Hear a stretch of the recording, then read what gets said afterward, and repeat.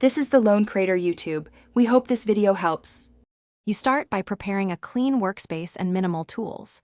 Create a virtual environment so dependencies won't conflict. Activate it immediately. Once done, install NumPy, Pandas, and Matplotlib to manipulate and visualize data, then add JupyterLab for interactive exploration. Initialize Git so you can version code and notebooks.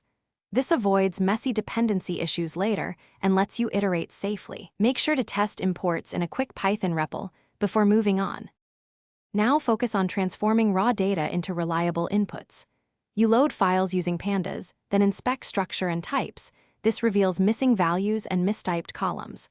Once identified, fill or drop NA-NS, cast dtypes, and parse timestamps so time series operations work correctly. Use vectorized operations and group B with aggregations for performance. These speed up experiments compared to loops. For quick validation, plot distributions and time plots so you can spot enough. Finish by building a reproducible pipeline for analysis and models.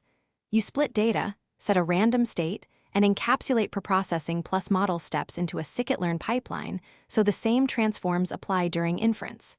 Save model artifacts and the environment file to ensure others can rerun your work.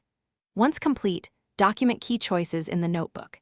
If things fail, revert to a known good commit and rerun tests. This isolates when a bug was introduced and speeds troubleshooting.